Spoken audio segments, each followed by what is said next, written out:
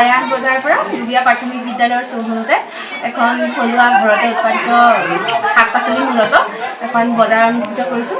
বজাৰখন আমাৰ দুবিয়া প্ৰাথমিক বিদ্যালয়ৰ ছাত্ৰ সংসদে পৰিচালনা কৰিছে তথা তেওঁলোকে আয়োজন কৰিছে। আমি তত্ত্বাৱধায়ক হিচাপে 2গৰাকী শিক্ষয়িত্ৰী আছোঁ। ইয়াতে মূলত আমাৰ যিকোনো ধৰণৰ লাই, পালেং, লফা মানে মচন্দৰী, ভেদাইলতাৰ পৰা সকলোখিনি যিখিনি লগতে ঔষধি গুণযুক্ত যিখিনি শাক আছে সেইখিনি সকলো ইয়াতে ওলাইছে আৰু বজাৰ চলি আছে। আৰু যি দেখিছোঁ বেছি সময় আৰু নচলিব আৰু আধা ঘণ্টামানৰ ভিতৰত চাগে বজাৰ শেষ হ'ব।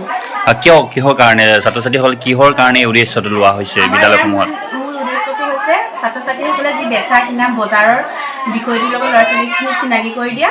2 নম্বৰতে ঘৰুৱা উৎপাদিত বস্তু বিক্ৰীৰ জৰিয়তে যে আৰ্থিকভাৱে টনকিয়াল হ'ব পাৰি সেইখিনি ছাত্ৰ ছাত্ৰীসকলক অৱগত কৰা।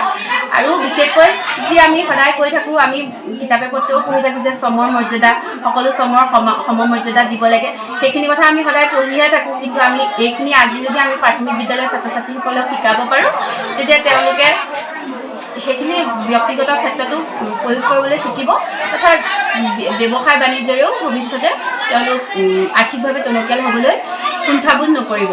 সকলো ল'ৰা ছোৱালীয়ে ঘৰত উৎপাদিত সকলো সামগ্ৰী ইয়ালৈ আনিছে।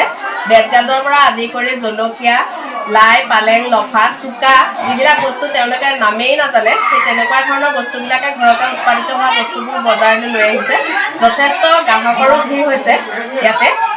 আৰু এই অঞ্চলটোৰ যিহেতু ভিতৰুৱা অঞ্চলৰ এইখন এখন আমাৰ দুবিয়া প্ৰাথমিক বিদ্যালয়খন এখন ভাল স্কুল বুলিয়ে আমি ভাবিছোঁ।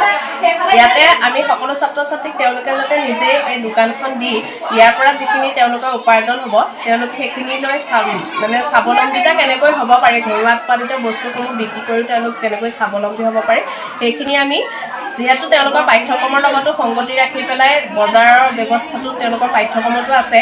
বজাৰনো কি বস্তুটো আমি তেওঁলোকক প্ৰেক্টিকেলি জানিবৰ কাৰণে এই ব্যৱস্থাটো কৰা হৈছে আজি।